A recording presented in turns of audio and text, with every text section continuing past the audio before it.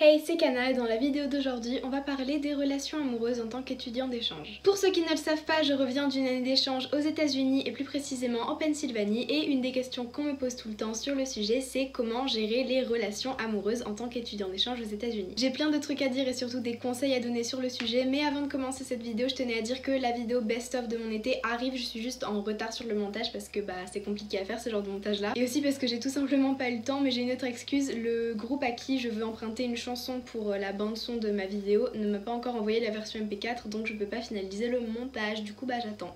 Du coup la vidéo sortira sûrement mercredi. Et aussi là je vais vous donner des conseils basés sur mon expérience mais je vais pas forcément parler en détail de ce qui m'est arrivé et de mes histoires à moi. Du coup je vais vous poser la question, est-ce que vous voudriez une vidéo, enfin non je sais que vous allez la vouloir, je vous connais, je lis vos commentaires, mais est-ce que ce serait vraiment intéressant d'avoir une vidéo de moi qui parle de mes expériences et de ce que j'ai vécu personnellement ou est-ce que vous vous en foutez? N'hésitez pas à me dire ça en commentaire. Bref, mes conseils sur les relations amoureuses en tant qu'étudiant d'échange, c'est parti.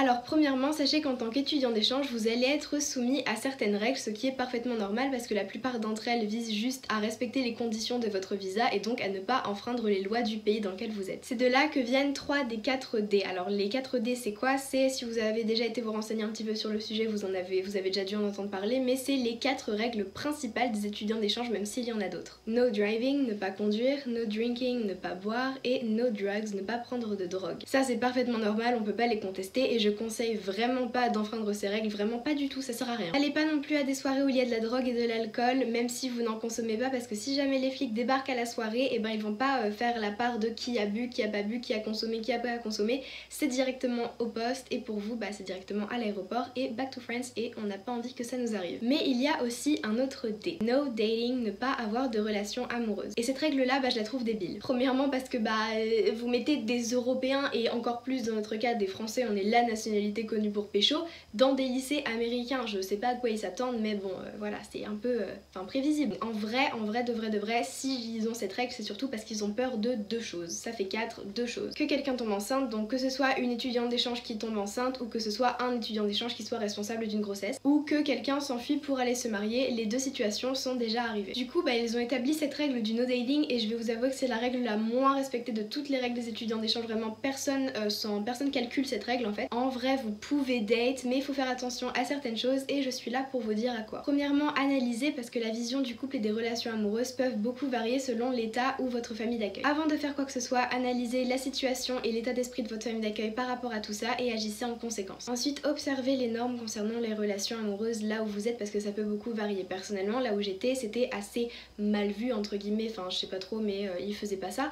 En fait, ils embrassaient pas avant de se mettre en couple, ce que je trouve personnellement très bizarre. Mais voilà, encore une fois, c'est une différence culturelle. D'ailleurs, ça c'est une norme que je n'ai pas du tout respectée parce que je m'en fous royalement des normes d'une manière générale, mais voilà, après ça c'est moi. Un gros conseil que j'aurais aussi, c'est de ne pas chercher les relations amoureuses. Que vous cherchiez à pécho ou une relation sérieuse, ne soyez pas en mode il faut absolument que je trouve quelqu'un parce que c'est comme ça que vous allez finir par avoir des problèmes. Si vous faites ça, vous risquez de tomber pour le premier connard ou la première connasse venue et vous risquez d'avoir des problèmes et je vous assure que des gens qui vont venir vers vous, il y en aura plein parce que l'exotisme et parce que c'est cool et bien vu de pécho les étudiants d'échange. Et là intervient mon meilleur conseil sur le sujet. Si vous devez écouter un truc dans cette vidéo, c'est ça, ne soyez pas naïfs. Vraiment, j'ai pas compté le nombre de charros qui sont venus me draguer et les mecs parfaits comme dans les films, ça n'existe pas et je suis désolée de briser les rêves de certaines d'entre vous, mais vous n'allez changer personne et surtout pas les populaires du lycée. Soyez pas naïfs, je vous dis pas de rejeter tout le monde, je vous dis juste de faire gaffe parce qu'en plus aux États-Unis les rumeurs circulent 10 fois plus vite qu'en France. Tout simplement parce qu'il n'y a pas de classe fixe et que les classes changent de période en période. Si vous voulez une explication sur comment le lycée américain fonctionne, j'ai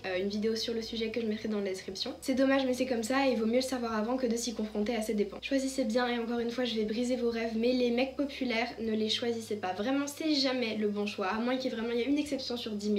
C'est nul, en plus la plupart du temps je suis désolée mais les mecs populaires dans les lycées américains ils sont cons et creux, enfin c'est non.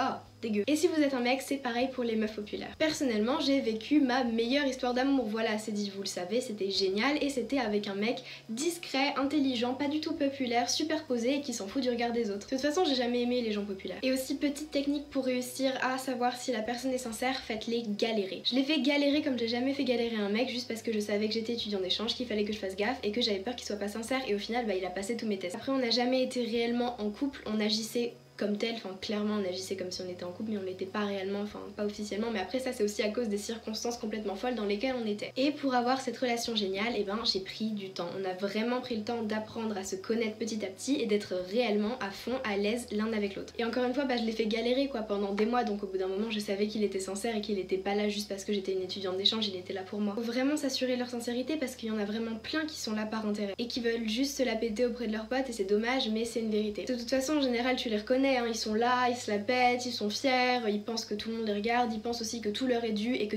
personne va pouvoir les recaler, de toute façon qui va les recaler eux, du coup quand tu les recales c'est super drôle. Ils bug, hein, ça les fait bugger, c'est très marrant, ça les touche dans leur ego et personnellement j'adore. Donc encore une fois ne soyez pas naïfs, l'histoire d'amour comme dans The Kissing Booth ou à tous les garçons que je sais plus quel film, je l'ai pas vu de toute façon, ça n'existe pas et de toute manière votre année d'échange ne ressemblera pas à ça, ce n'est pas un film, désolé mais ça y ressemble, il y a certains aspects qui ressemblent à un film, forcément le foot, les pom-pom girls, etc, la vie, mais dans les personnes c'est rarement comme dans un film. Et de toute façon les meilleures histoires d'amour se vivent toujours avec les personnes les plus simples. Et surtout si vous décidez consciemment de faire ce qu'on appelle des bails avec quelqu'un là-bas, déjà bien entendu sortez couverts, faites-le dans des circonstances où vous êtes sûr que personne ne va vous surprendre et surtout attendez et faites en sorte d'être sûr que la personne ne va pas en parler à son entourage. Je suis parfaitement consciente que c'est dégueulasse qu'on ait à faire attention comme ça juste parce qu'on est des étudiants d'échange et en plus la plupart du temps c'est pour les meufs que c'est compliqué. Je suis la première à dire qu'on devrait pouvoir faire ce qu'on veut sans se soucier des conséquences et juste kiffer, mais en tant qu'étudiant d'échange il faut quand même faire attention. Du coup faites vraiment en sorte de savoir et d'être sûr que c'est une bonne personne et pas quelqu'un qui va vous la mettre à l'envers. Bref, si je devais résumer cette vidéo, ce serait analyser les normes autour de vous, faites attention à qui vous accordez votre confiance, ne soyez surtout pas naïfs, protégez-vous et faites attention. Et aussi profitez à fond, là je vous ai parlé que des mauvais côtés, des trucs dangereux, mais bien entendu il y a des personnes géniales avec qui vous allez pouvoir vivre des super histoires, d'ailleurs j'en suis la preuve. Si vous trouvez une personne qui vous respecte, vous apprécie pour qui vous êtes et pas pour votre nationalité, et avec qui vous vous sentez vraiment bien,